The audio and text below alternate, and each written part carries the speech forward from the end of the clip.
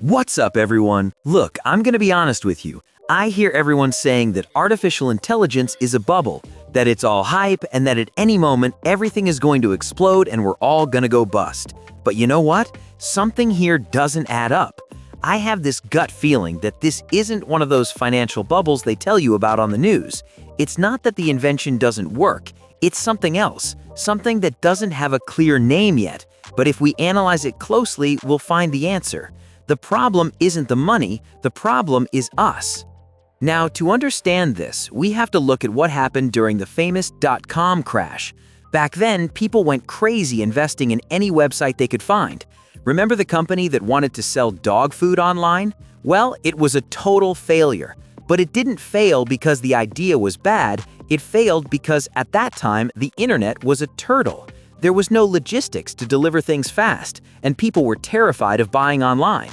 That bubble was physical. There were no cables, no structure. The ship sank because literally there was no water to sail in.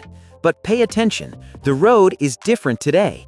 Today, the cables are already laid, the server infrastructure is massive, and technology is flying at a speed we can't even process. This is where my vision changes. The track we're running on today isn't of iron. The problem is biological. You see, back in the 90s, technology moved slower than our desires.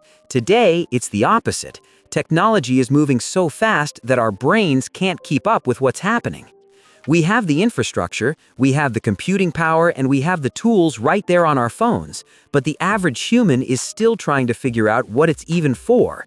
It's not that AI doesn't do anything, it's that we haven't clicked yet. It's a barrier of learning and adaptation, not a lack of hardware. Let me make it easy for you with the example of two carpenters. The first one buys an AI subscription thinking it's a magic wand.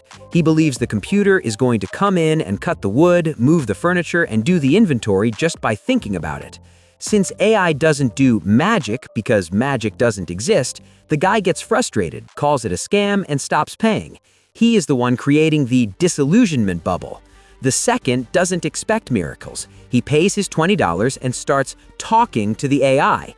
He asks how he can sell for a higher price, how he can use the scrap wood he used to throw away, and how to negotiate better with his suppliers. That carpenter uses AI as a mentor that never sleeps. In 2 or 3 years, that guy has a factory, while the other one is still complaining in his workshop. The tool was the same, what changed was the mindset of the person using it. So, where is the danger? The danger is that the companies creating this technology are spending millions to make everything work.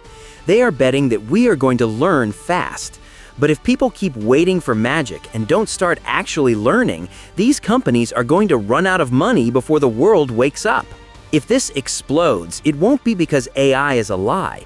It will be because humanity was too slow to adapt and the companies couldn't keep up the pace.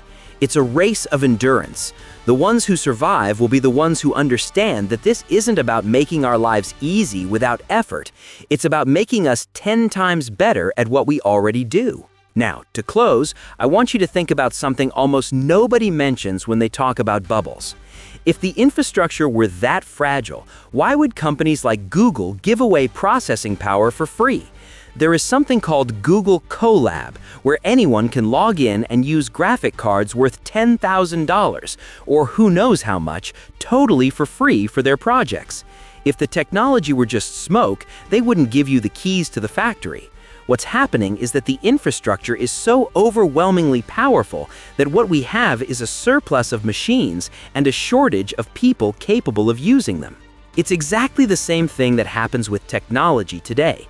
There are people who spend, $1,500 on the latest model, a machine that is 1,000 times more powerful than the computers that took man to the moon, and they only use it to take photos and send WhatsApp messages. Technology has already surpassed them by miles. The same thing is happening with AI. The Ferrari is parked in your driveway, but you're still walking because you haven't wanted to learn how to drive. So, I don't believe this is going to explode and destroy the economy. On the contrary, I'm an optimist. What we're seeing is a generational shift. For the children being born today, talking to an AI will be as everyday as turning on a water faucet or flipping a light switch. They aren't going to see a bubble. They are going to see the real world.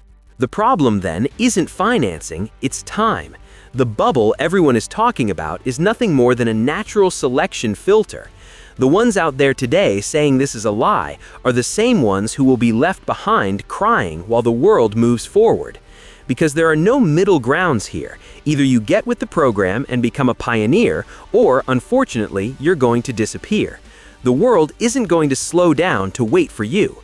The world has already started, and all that's left is for you to decide if you're on board or if you're staying behind watching the ship sail away.